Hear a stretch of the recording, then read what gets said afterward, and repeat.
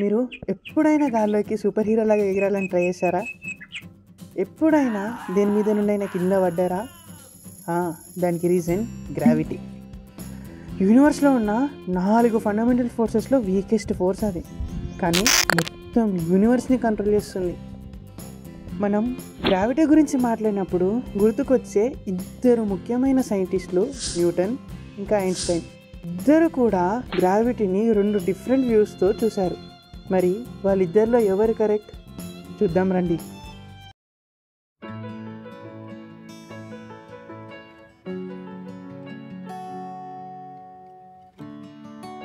ఒకరోజు న్యూటన్ ఒక చెట్టు కింద కూర్చున్నప్పుడు ఆయన తల మీద ఒక యాపిల్ పడ్డదంట. అంతే, బూమ్, గ్రావిటీని కనిపెట్టిండు.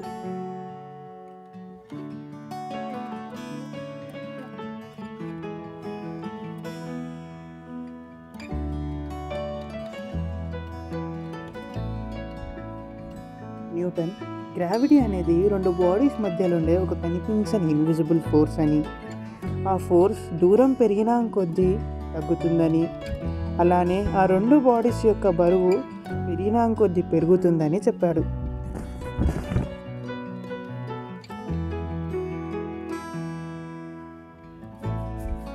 ఇప్పుడు చెప్పిన ఈ 3 పాయింట్స్ని బేస్ చేసుకుని న్యూటన్ ఒక ఈక్వేషన్ కూడా ఇచ్చాడు.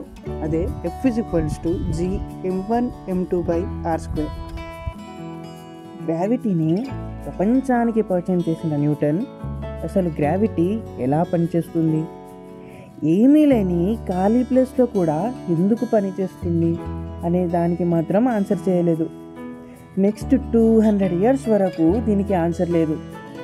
కానీ ఎప్పటి వరకు రూల్స్ అన్నిటినీ తిరిగి రాసే ఐన్స్టైన్ వచ్చేంత వరకు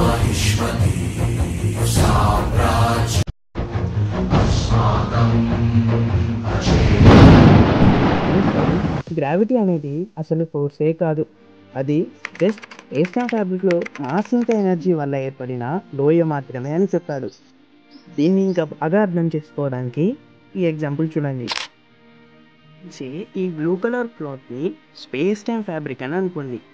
ఇప్పుడు నేను ఒక మాస్ దాని మీద పెట్టినప్పుడు ఆ క్లాత్ ఎలా అయితే బెండ్ అవుతుందో అలానే స్పేస్ టైమ్ ఫ్యాబ్రిక్ కూడా బెండ్ అవుతుంది. ఏదైనా తక్కువ బరువు ఉన్న మాస్ ఆ వంపు దగ్గరకు వచ్చినప్పుడు ఆ వంపులోనికి ట్రావెల్ చేస్తుంది. దాన్నే గ్రావిటీ అని ఐన్స్టైన్ చెప్పాడు. ఇది మీకు ఇంకా బాగా అర్థం కావాలంటే ఈ ఎక్స్పెరిమెంట్ని మీరు కూడా ట్రై చేయండి. ఐన్స్టైన్ చెప్పింది ఒక్క మాటలో చెప్పాలంటే మాస్ అనేది స్పేస్ టైం అంటే ఆ క్లాత్ ఎలా బెండ్ కావాలో చెప్తుంది. అలానే స్పేస్ టైం ఏమో ఆ క్లాత్ మీద ఉన్న మాస్ అనేది ఎలా మూవ్ కావాలో చెప్తుంది.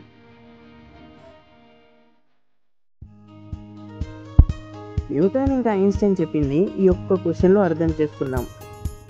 ఒకవేళ ఒక చెట్టు మీద నుండి యాపిల్ కింద పడినప్పుడు దాన్ని న్యూటన్ చూస్తే అది కనిపించిన ఒక ఇన్విజిబుల్ ఫోర్స్ వల్ల కిందికి పడుతుందని చెప్తాడు. అదే ఐన్స్టైన్ అది స్పేస్ టైంలో ఏర్పడ్డ వంపులోనికి కిందికి పడుతుందని చెప్తాడు. నెక్స్ట్ టైం మీరు కింద పడ్డప్పుడు గుర్తుంచుకోండి, మీరు ఈ అంతులేని విశ్వంలో స్పేస్ టైం అనే ఫ్యాబ్రిక్లో ఏర్పడ్డ ఒక చిన్న గుంతలోకి పడుతున్నారు.